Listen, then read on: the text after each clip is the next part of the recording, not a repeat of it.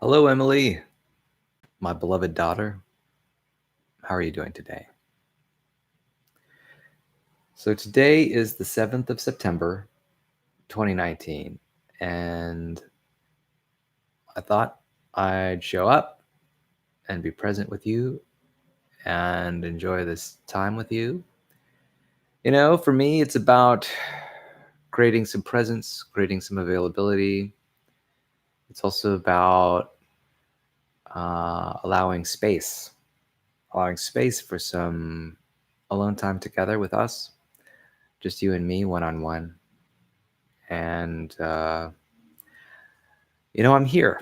I'm here for you. I'm at your disposal. I'm available. And I'm here at your beck and call, so to speak. Allowing for, the contingencies of modern life, schedule and things like that, logistics. Sometimes it takes things to work things out. Despite that, I'm willing to work with you about ways to sort of accommodate your needs for presence and availability. And because that's my intention, it's about honoring your time, honoring your space, and, creating some togetherness, creating some quality time. That's what this is all about.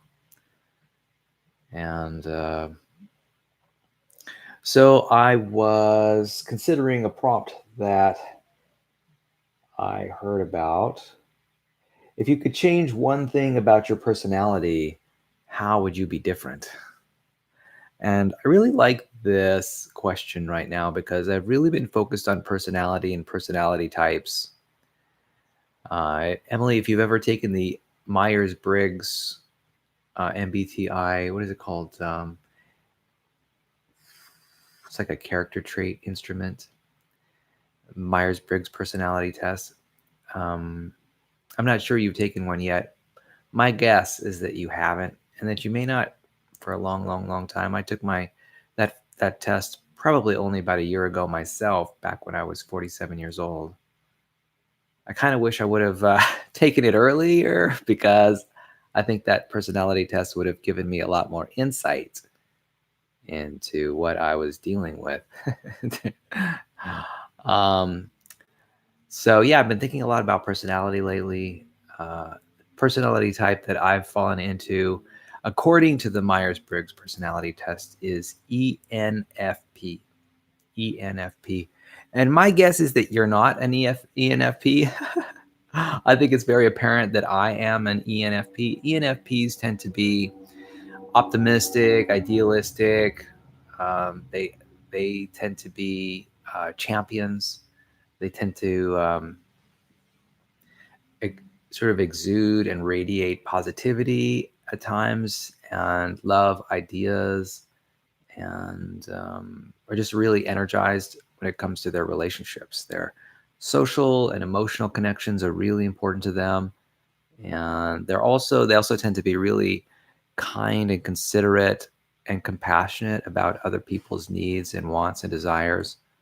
And so, I know those are really general terms, but I found that those are accurate in terms of, well, as in providing some kind of guidance, as being a pointer to what's going on here. I think there are two kinds of ENFP. There's like ENFP-A and ENFP-T. Those are subtypes of ENFP. I think A might be ENFP assertive, and T might be ENFP turbulent. I think I'm probably the turbulent type. Yeah, I don't think I'm so much the assertive type. Definitely the turbulent type. And all that means is that I have big emotions. Um, so I wonder how I was when I was a teenager. That must have been quite an experience. It would have been interesting to see myself from a third person perspective. So now, Emily, I really don't have a good sense of what kind of personality you have. And I would think it would be great if you'd be willing to take a personality test, because I would really love to see the results of it, particularly the Myers-Briggs personality test. There are a lot of different kinds of personality tests out there. Something that comes to mind is, I don't know, there's Jungian archetypes, and I'm not sure if that's a personality test itself. There's another personality test. Let's see if I can imagine, if I can think what it is. It's called the mm, mm,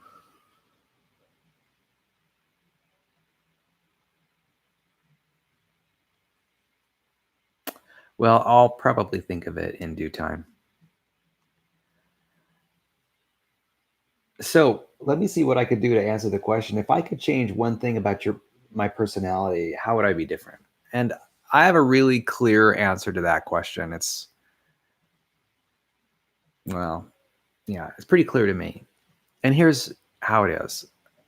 Fact is, I am an advocate for peace, and I fully recognize that at times my actions do not cohere with or align with that value.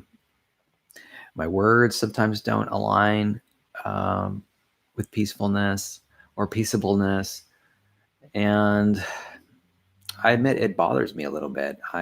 For me, one of the guiding lights or the guiding values of my interaction with other people is positive regard or kind regard.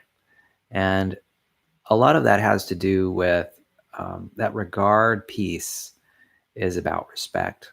It's about manners. It's about politeness. It's about, I guess, gentility. It's about, um, it's about process. It's also about consent. These are things that are really important to me. And I fully recognize that despite even my best efforts, I have trouble relating with full respect and regard to other people. And I do that just completely unintentionally. I think I do it by labeling, sometimes overgeneralizing. I do that by judging others. I do that by making assumptions. So, to answer the question, if I could change one thing about my personality, how would you be different? Well, I would do less of all that I just stated. I would do less judging. I'd be doing less assuming. I'd be making fewer generalizations about people. And I think of all of those things as sort of violent when in my interactions with people. I know that's a really odd way to describe it, but bear with me a little bit. I'm thinking about violence in a way that is philosophical when I say that. Certainly, I'm not thinking about it in a legal way. I'm thinking about it in a philosophical way. I think there's something that's actually not a good word for it. I'm going to use a different synonym for violent. I'm going to use, how should I say, assumptive. Let's call it assumptive. Yeah. So I think there's something assumptive about judging, assumptive about overgeneralizing, assumptive about labeling other people. And I think I have a tendency to be assumptive sometimes. And I think what happens is I inadvertently step on people's toes by calling them things that, they might not espouse themselves, or may not even be true, or maybe is true, but on very limited evidence. Um, and, of course, I recognize that that's just an aspect of my personality, right? I tend to read people. I tend to think that I'm good at reading people when, who knows what that is. Fact is, I just want to draw. I want to spend more time, ideally, drawing people out, helping people come to conclusions about themselves, and sort of, I don't want to sort of overlay. I don't want me to overlay my assumptions onto them. And it's that overlaying, it's that assumptive intention. I kind of wish that I didn't have that. So that's one thing about my personality that I wish I could change.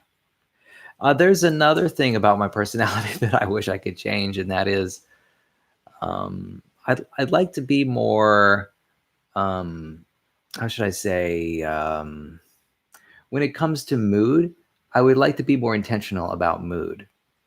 Sometimes what happens is I fall into a mood, and it could be any mood, like sadness or upset or who knows what else, embarrassment, and I tend to stick in it. I stay in it, and I hope that in time, I learn ways to sort of be more intentional about my mood, changing it when I want, changing it when it suits me. I think I do that, but I want to be more intentional about it. So that's another aspect of my personality that I want to work on, being more intentional about my moods. Instead of just falling into them and arbitrarily falling out of them, by chance, by happenstance. Sometimes, moods show up, I don't know why, and then they leave again, I don't know why. And I would like a little bit more intentionality and awareness behind that right now. Mhm. So I'm curious, Emily, if you could change one thing about your personality, how would you be different? I have a few guesses. Maybe you would allow me to guess. Let's see. Based on what I know about you, Emily, what would I guess? Well, first of all, I think I would guess one of them would be courage.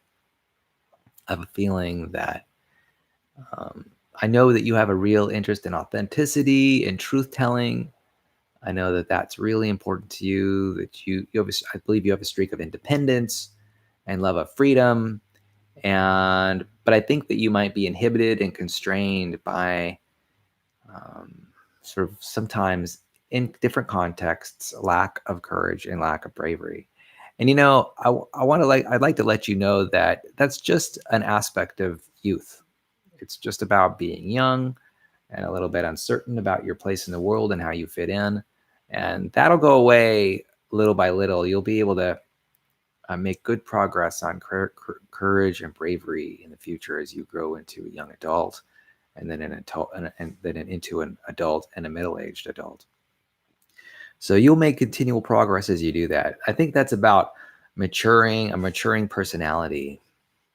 And as a teenager, I happen to have read that there are a lot of studies that talk about how teenagers actually can be somewhat impulsive at times. And I wonder if you're noticing that in your behavior, that you sometimes fall into risk taking behavior almost automatically, almost in a way that you may not be able to control.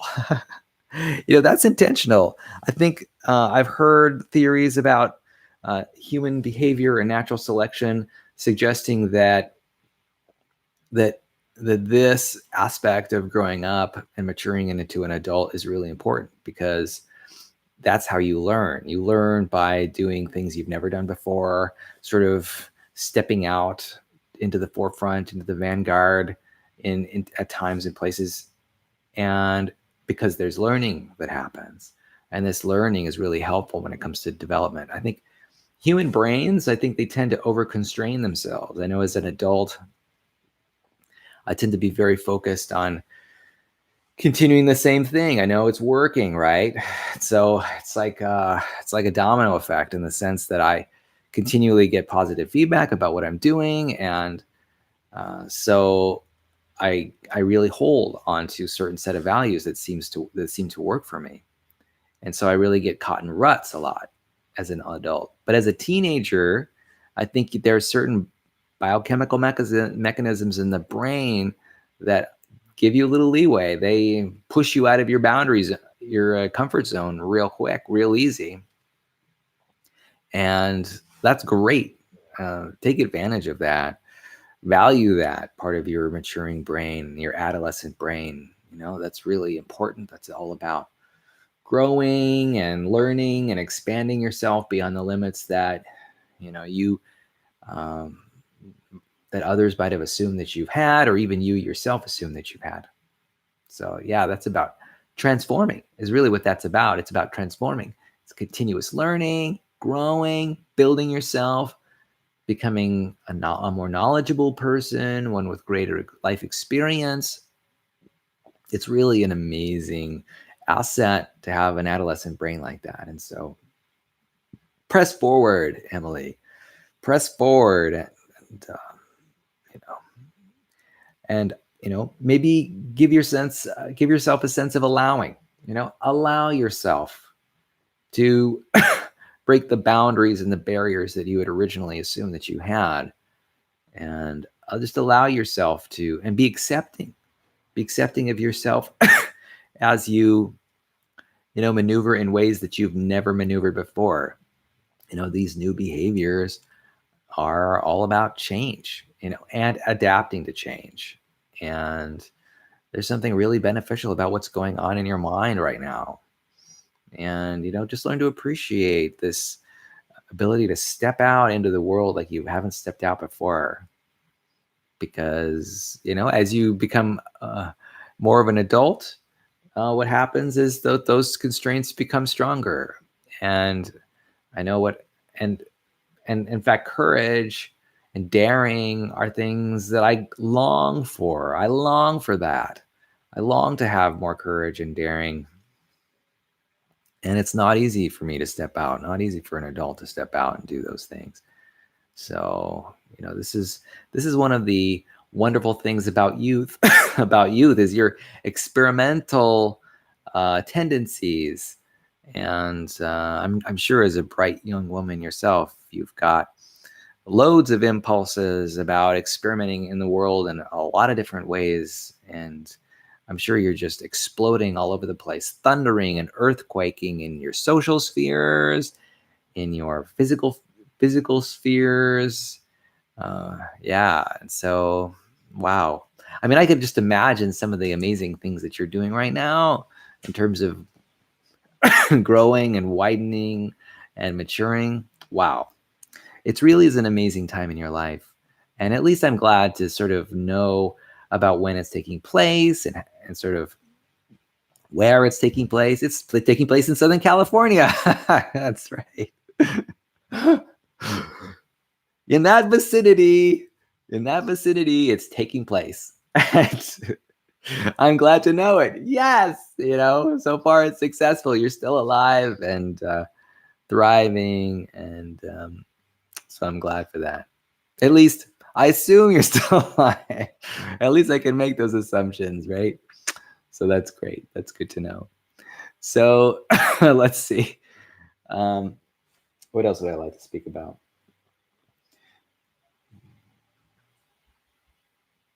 So this is an intriguing question. Sorry for all the coughs. I did some walking earlier, and I don't know, I may have breathed in a lot of air.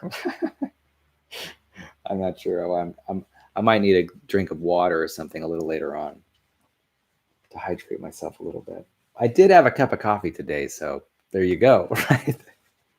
It was decaf. I don't drink caffeine. I don't need the energy. Honestly, I don't need the mental energy. I don't need the there are reasons that people drink caffeine, and those are not problems for me. When it comes to generating mental energy, when it comes to being creative or staying up at night, I have no problem doing any of that stuff.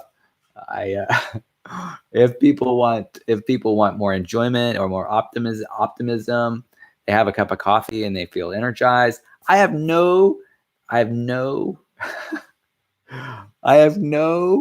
desire for any more of that than I already have, because I already have a ton of that. I'm basically, even though I don't drink caffeine at all, I'm basically on a caffeine high all the time. It's a natural caffeine high. That's for sure. I'm high on life, that's for sure. So here's a question that intrigued me, a question that I wanted to ask you, and that is, if you had the chance to go anywhere for dinner tomorrow, where would you go and why? What do you think about that question? That's pretty nice, huh? Anywhere in the world for dinner, where would you go? Well, I don't know. You know what? Well, that's a really tough question. Well, here it is. First of all, what I want is good Mexican food. Man, lately I've been just having cravings for amazing Mexican food. Burritos, chili rellenos, pozole.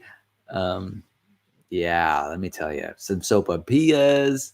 Oh yeah, some chili verde. Yeah, all that stuff sounds really, really good. Particularly burritos. I'm a big fan of burritos. You know, there's some people who love tacos. And hey, I love my taco too. I love my tacos too. I love the crispy corn tacos, the flour tortilla tacos. It's I'm really not into fish and shrimp tacos, you know, those have meat in them and I try to stay away from that stuff. But I love the sweet potato tacos and potato stuffed tacos that I've been enjoying lately. So I'm really loving that stuff. I'm a big enchilada fan. Uh, so on occasion, sometimes I eat cheese and I become a vegetarian on demand sometimes. And so, yeah, that would be amazing. I would love to sort of maybe go to Mexico or maybe go to Spain or someplace like that. I don't know. Get some tapas or get some kind of Mexican food, some kind of Spanish food. If I could get an amazing burrito that would just knock my socks off, I would probably just choose that. And, I really appreciate a nice, hot, spicy burrito with like a red sauce on it and cheese. Come on. So I guess if I were to go somewhere, I'd probably go like someplace like Acapulco or Mazatlan and get myself an amazing burrito. Yeah, maybe some pozole or some other kind of soup, some kind of caldo, I think is what they call it. So that's where I would go for dinner tomorrow. I'd get a really nice Mexican dinner. Now, if that wasn't my first, if I could have another choice, I might choose Italian. And it just might be like a pizza. Like I can imagine having like a deep dish Chicago pizza or something. That sounds really good to me. It's a kind of pizza that is more like a lasagna, than it is a flat, toppings on a cracker kind of pizza. It's more like it's like a chicken pot pie, except it's a pizza. It's like a pizza pot pie.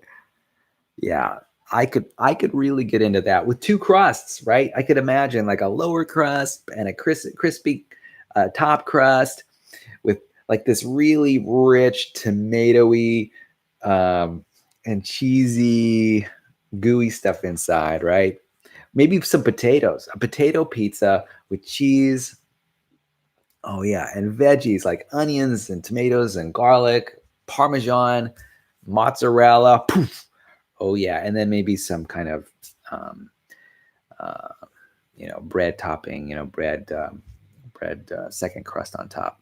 Now that is something I could go for. Some kind of deep dish Chicago pizza. Yes. Okay. I would love that. And particularly if there was some like tofu sausage on top or something like that, that would really be nice. That texture I could really love and enjoy. So that'd be great. Having a nice vegetarian Chicago deep dish pizza in Chicago. Yeah. Or hey, if they have that same thing in Italy, I'd go to Italy and give it a try. Now, interestingly enough, I do not hear about deep dish pizzas in Italy. I'm sure they have them. I'm sure that Italy has not just like one kind of pizza. Like all they've got is margarita pizza. I have a feeling they've got all kinds. But that's what I would go: Mexican, Italian food, and what else? Well, we were just talking about American food. I talked about chicken pot pie. I would love to enjoy chicken pot pie or a vegetarian chicken pot pie. That would be fantastic. Maybe a potato pot pie. That sounds real good. Yeah. And you just, I could do that. There's breakfast places all around here. Like there's like a what is it? There's like a new breakfast place in Santa Maria. It's like Country Kitchen or something like that. That has a good reputation for some home down American good old fashioned eats. Food that sticks to your ribs. Like it's funny. I've never really been a fan of biscuits and gravy. Just never been a fan. Now I really love gravy. I love the peppery gravy, right? The white gravy with the big black pepper specks in it. Yeah, I really like that stuff. But I really don't make it for myself very often. So yeah, that would be neat to have some really nice down home American breakfast food. That would be good. Yeah, gotta love those pancakes with the blueberry syrup, right? So, but where would I go? Where would I go to have that kind of food? I don't know. Probably somewhere in the southern United States, like a Mississippi or a Georgia, someplace like that. I'm actually not very familiar with any of the restaurants in those areas to know definitively what I would like to eat there or where. Somewhere in the vicinity, in the general area. So, okay, here's another question that seems interesting. If you were assured that you would not fail, what endeavor would you attempt? Well, the first thing that comes to mind is that I would enter a lottery for $500,000. No, for $500 million, $500 million. Yeah. Hey, if I was assured that I would not fail, what endeavor would you attempt? I would buy a lottery ticket. Now, money is not the end all be all of everything, right? It's just energy. And, people can expend that energy however they want. And, sometimes people expend it in ways that make them happy. Sometimes they don't. And so I don't think that necessarily that wealthy people are happier than people who are less wealthy. I'm just saying that it tends to solve problems. It tends to solve life's problems. And there are ways that money can make your life easier. Granted, the flip side of the coin is also true. There are lots of ways that money can make your life harder. Let's see if I can answer this question with just a little bit more specificity and a little bit more realism. So if I were assured that I would not fail, what endeavor would you attempt? Well, I mentioned earlier that I was an ENFP, and so that means that my relationships are priority to me. And if I would be assured that I would not fail, what endeavor would I attempt? Well, I would reach out and what I would do is I would make an attempt to build up and strengthen our relationship. Yeah, you and I, Emily. Absolutely. That, in fact, would be, if I was assured I would not fail, I would definitely do that. I want you to know, though, that I continually engage in relationship repair between you and I all the time, despite my regular failures. And so, I mean, I do it whether I'm going to fail or not. It's just what I do. It's just what I do. It's just what your dad does.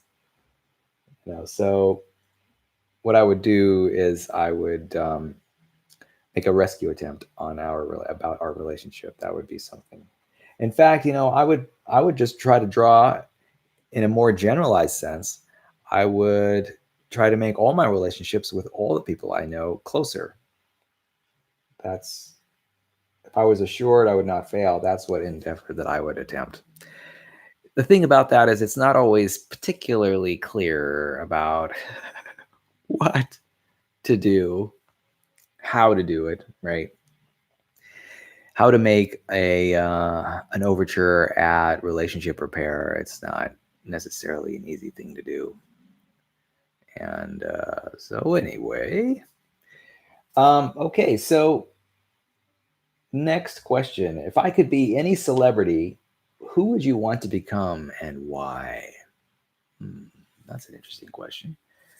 If I could be any celebrity, if I could sort of get into their mind and get into their body and have their life, what celebrity would I choose?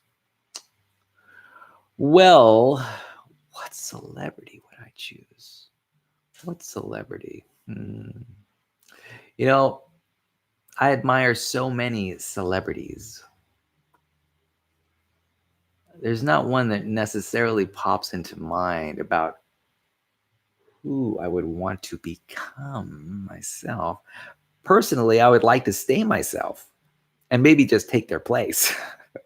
I don't know if I'd actually want to become them. That seems a little bit deep and a little bit more far-fetched. I'm not sure I'd want to become any celebrity in particular. Become identified with them. And yeah, I don't think there's even one celebrity that I would want to become. But there'd be plenty of celebrities I'd love to replace with my own talent. So, how about Bill Gates? I would love to be Bill Gates. Absolutely. I admire him very much. I admire the goodwill that he's developed all over the world.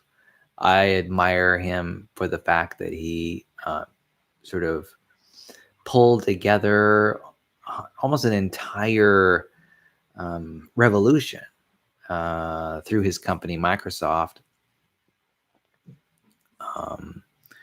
Basically the communications revolution. He brought about the computer revolution. Now he didn't do it single-handedly, of course. It was a group effort, but in some ways, and it wasn't necessarily him, but all the people he had around him and he was leading, and whether they were under good leadership or bad leadership, they were doing something right as a group. And to just be a part of that group and to revolutionize literally the world in a way that we could never go back. We would never want to go back to a time before computers. I mean, it would just be unfathomable. And if we somehow did, we would all scramble. That'd be the first thing that we would be doing. And that was creating and developing computers, because, we could remember how amazing life was with computers and this electronic communications revolution that we're in. So, so I really appreciate Bill Gates for really those two things, the goodwill he has around the world, and for maybe not starting, but perhaps promoting and being an advocate for the revolution, the computer revolution. So yeah, I would like to be Bill Gates. I could definitely see myself doing that. I've got an interest in technical questions, curiosity that I think mirrors his in a lot of ways. And so Bill Gates. I think Bill Gates is my answer. I'm curious, Emily, what do you think your answer might be? What celebrity would you want to become and why?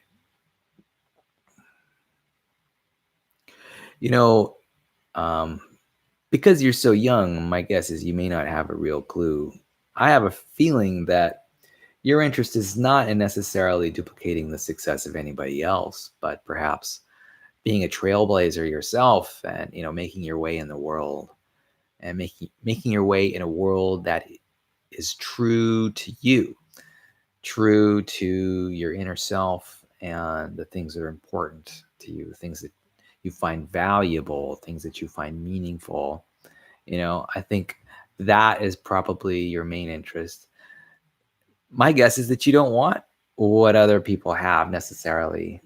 I have a feeling you're interested in creating and learning in the process of creating this life of yours. Now, I could be wrong. You might be an admirer of of a number of people. I don't know. There might be famous chemists who you admire, or famous physicists who you admire. Um, Maybe famous basketball players that you admire. I'm not sure if you're a big basketball fan or not.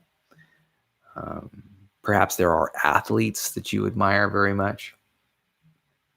I'm not sure. But yeah.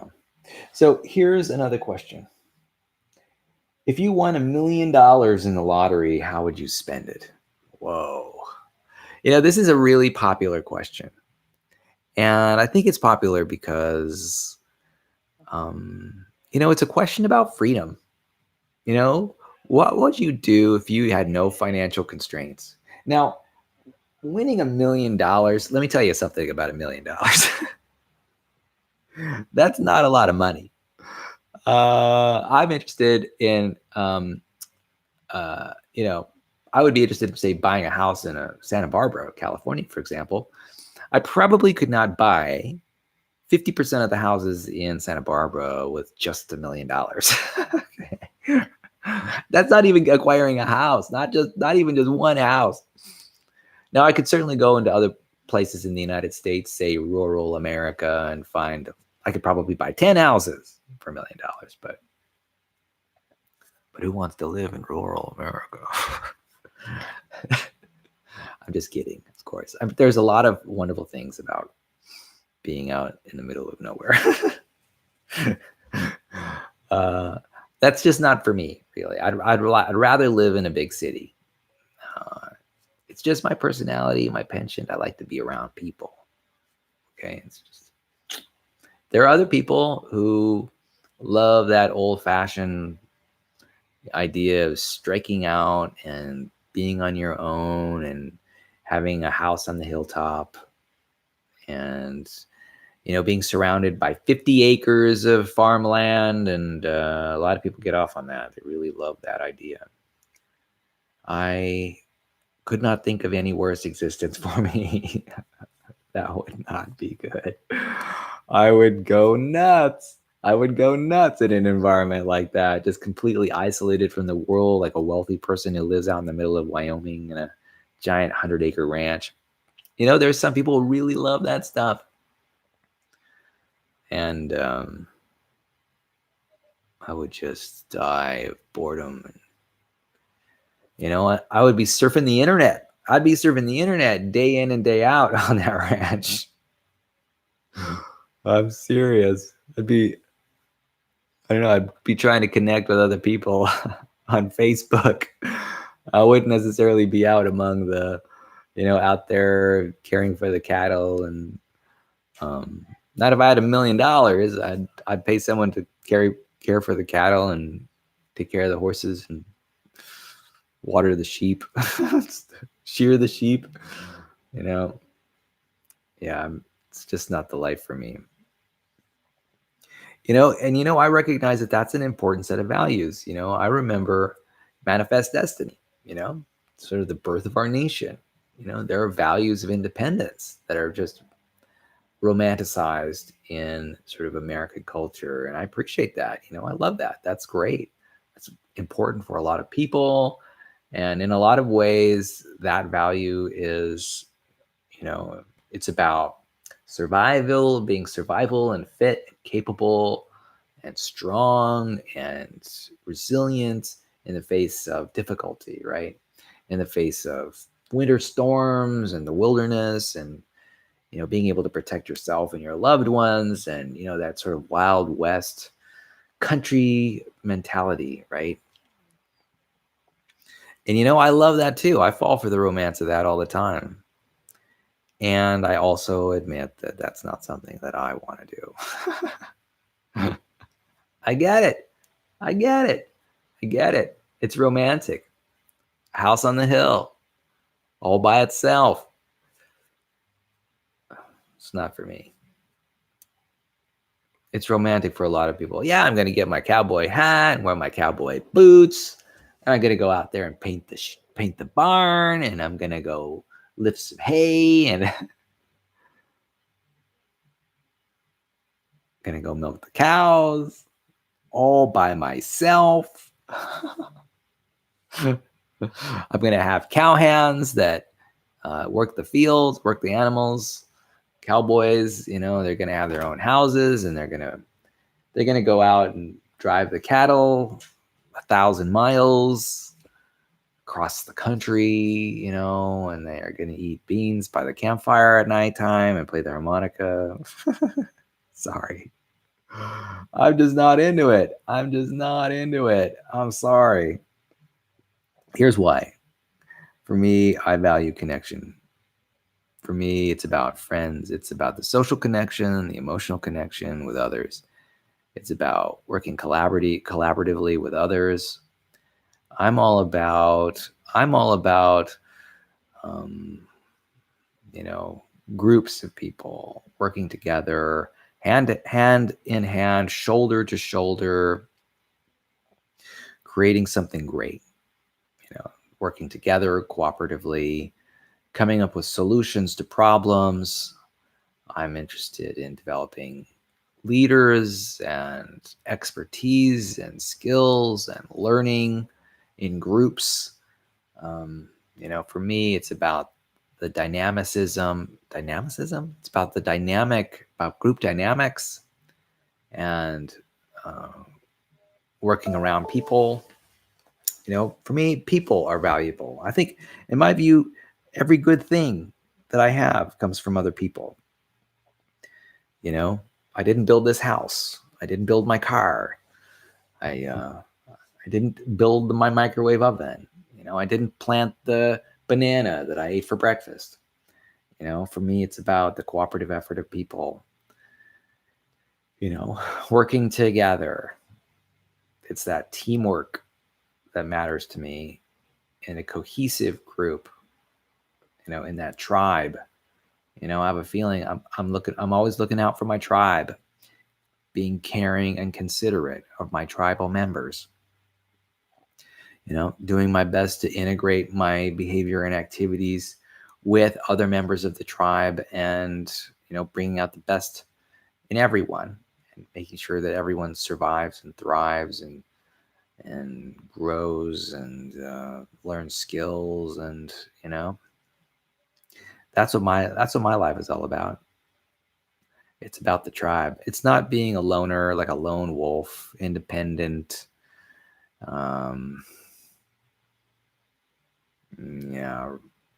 recluse, reckless maverick, blazing my own trail out in the middle of nowhere.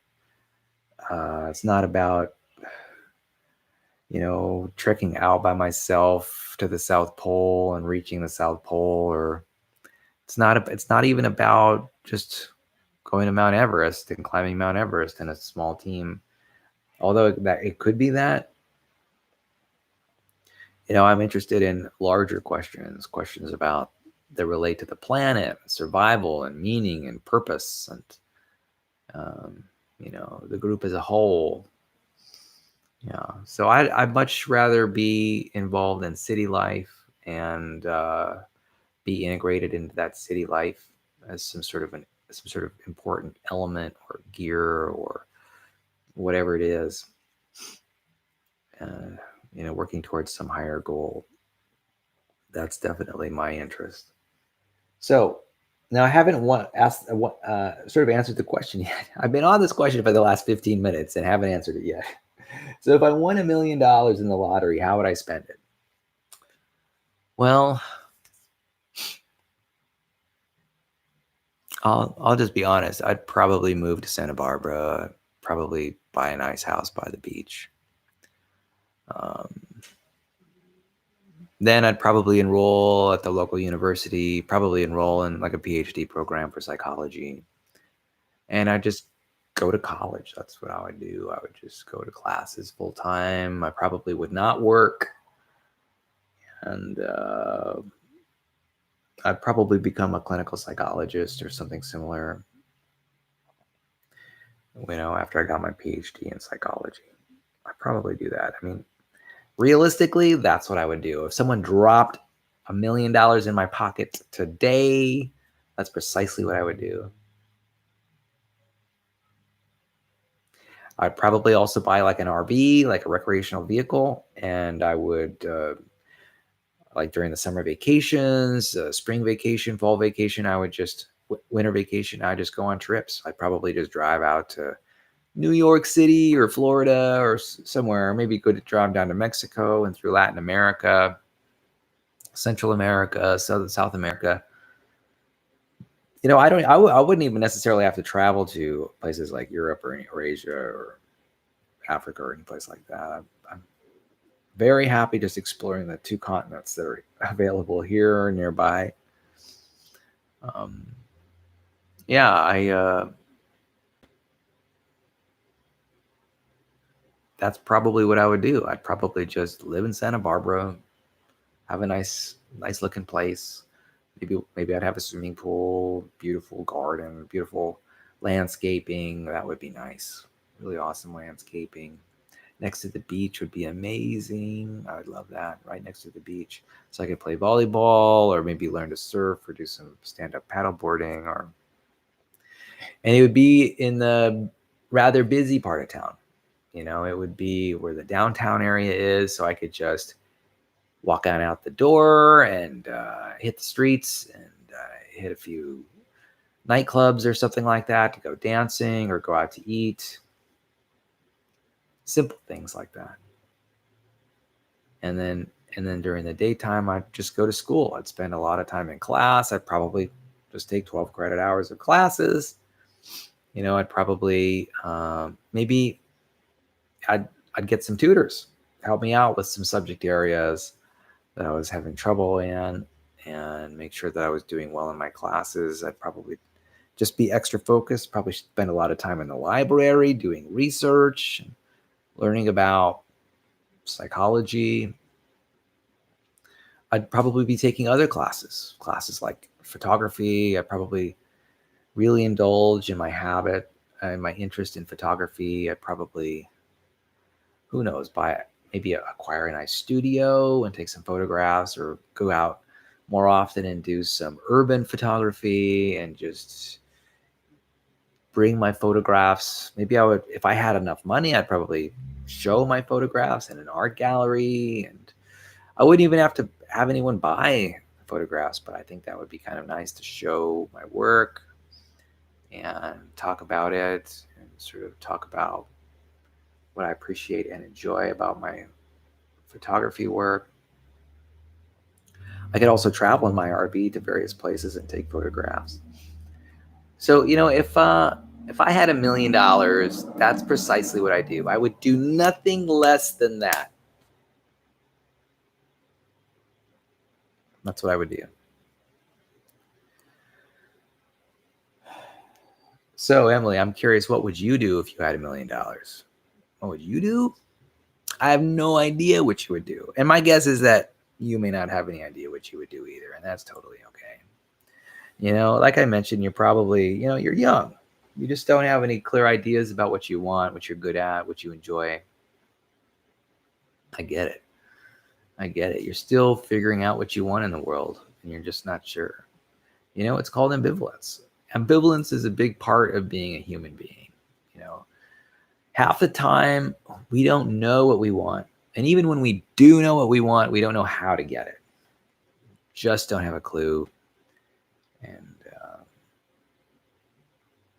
that's what it's like to be a human. So we've spent a lot of time as human beings just being stuck, staring out into space, dreaming about what we want and not knowing how to do it. That's just what we do.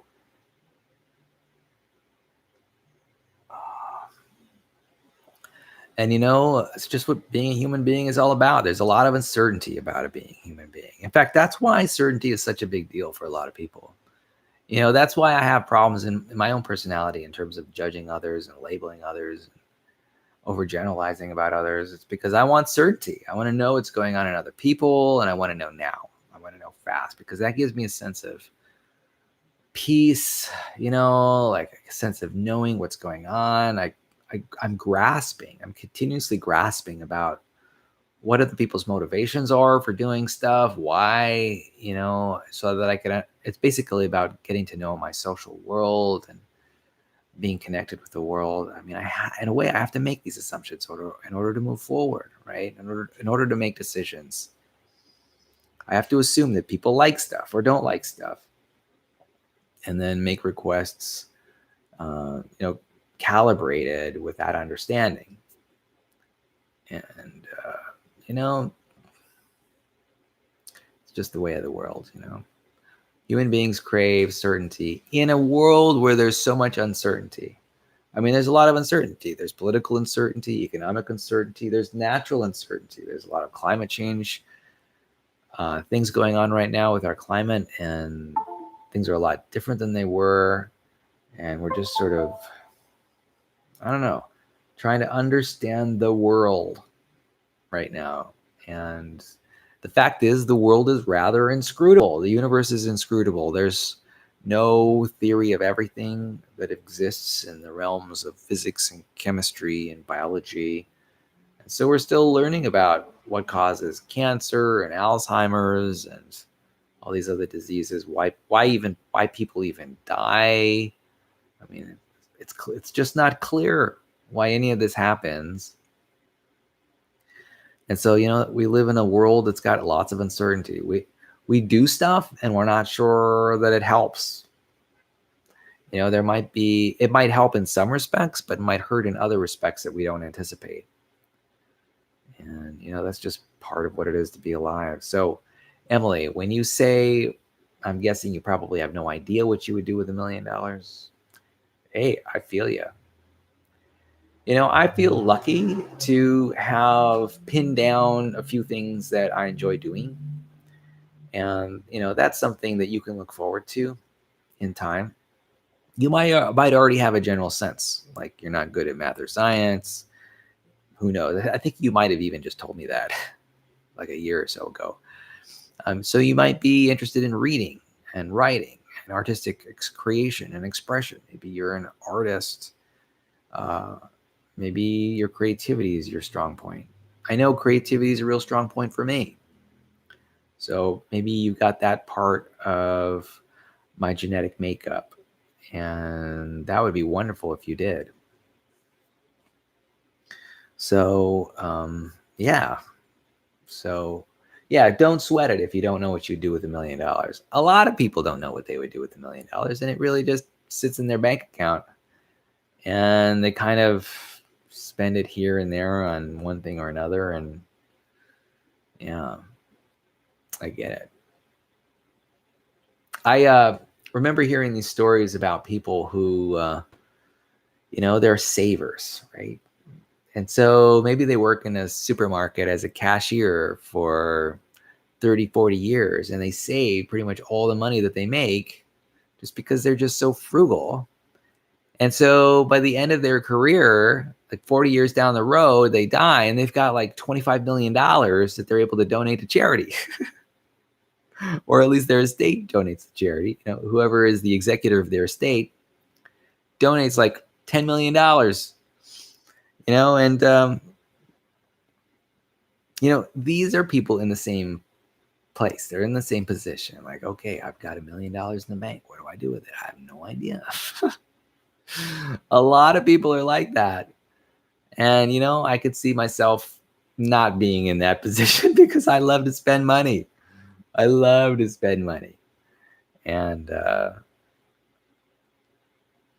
it's pretty funny. Thankfully, I tend to be also pretty conservative when it comes to money. And so I've never really been in bad financial straits before. I have a tendency to save more than I make just on a habitual basis. And I don't know how things will change. I find myself, what's interesting is that as I grow older, my personality is changing. I'm becoming more bold. I'm becoming maybe even a little more impulsive. And, it's kind of nice. I can entertain those personality changes here and there because the fact is I've actually been rather constrained. In my 30s and 40s, I was really constrained. And maybe even in my 20s, even more so. I've been constrained for a big part of my lifespan, and I'm really just now beginning to widen out and start take actions that have never taken before. I'm a rather conservative personality. I dress in a conservative manner. I deal with my finances very conservatively. Um, there are a lot of ways in which I'm conservative. Here's another example. I have a lot of sick leave. I basically don't spend my sick leave, and I've got like 4.5 months of leave available to me. This is free time that I can spend doing anything like traveling across Europe or whatever. Time is your most valuable commodity, and I'm basically not spending it. I don't expend my leave from work. I like to go to work. I like to be there every day. And for me, that's important. For me, work is a virtue. It's a value that's important to me. Sort of like a Great Depression value. I recognize that. And so I just don't want the time off. In fact, here's the fact right now. When the weekends happen, I'm like, what am I going to do? I'm like really struggling, grasping at straws, trying to figure out, okay, what do I want to do? Do I want to go down to Los Angeles? Do I want to go down to San Diego? Do I want to travel up to San Francisco? I'm like, what am I going to do? I'd much rather just be at work and do the work that I need to do. That's also part of the reason I think that I'm never going to retire. I mean, what would I do with all that time? Serious. I need the structure of going to work on a regular basis. Here's the thing. My brain has adapted to the work schedule. I mean, I've been working since I was, whether I was working in school or working in the workplace, I've been working for a lot of decades. And so my brain has been built around this idea of going to work. And it's been sort of pounded into me. And that's what I do. That's what I do. It's like asking a Japanese person not to be Japanese or an American not to be an American. It's about, I've been conditioned in a cultural environment for a long, long time about regarding going to work. And I now consider it so much a part of my life, so much a part of what I do, something a part of my inherent personality that I may not change. I mean, there are people, this has a lot to do with like even in the indoctrination of religion, people who are Jewish or Christian or Buddhist or Muslim, this is just part of their life. It's just what they do. Maybe they go to confession every Sunday. Who knows? I don't know what they do. But they can't think of their lives as being any different than what they're doing because they've always gone to confession. They just have always done it every Sunday or whatever, and, they find value in it and they find nurturing in it. And it's just a solid part of their life. It's a ritual. And, for me, going to work is my ritual. It's just what I do. Time to wake up, time to go to work. And, I think there's a lot of value in it. There's a lot of personality strengths that I can exercise at work. And there's a lot of learning that I can do at work. And, it's just part of what I do, part of my routine. Why change it? Now, I recognize weekends are important. They're valuable. But again, I don't know. It's just me. So, Emily, I'm going to wrap this up here. I just want to say that I love you very much. I'm very interested in drawing you out and helping you be more expressive to me about, what your world is like. I would like to know about it. I'd like to know about what you're thinking and what you're feeling moment to moment. I'm interested in sort of learning more about you. I'm very curious about what's going on in your life. If you spoke to me, I would not be bored at all about anything that you had to say. I would definitely be just focused on anything that's going on in your life that's just who I am. I care about you. I love you deeply. Your relationship is really important to me, and or our relationship is important to me. And on a scale from 1 to 10, I rate it a 10. You know, I'm absolutely focused on being there and present in your life. And so I hope that, you know, whatever successes you're happening with you, that, you know, maybe you'll be able to communicate them to me, and we can appreciate them together. How about that? I love you very much, daughter. Have a wonderful night. Bye-bye.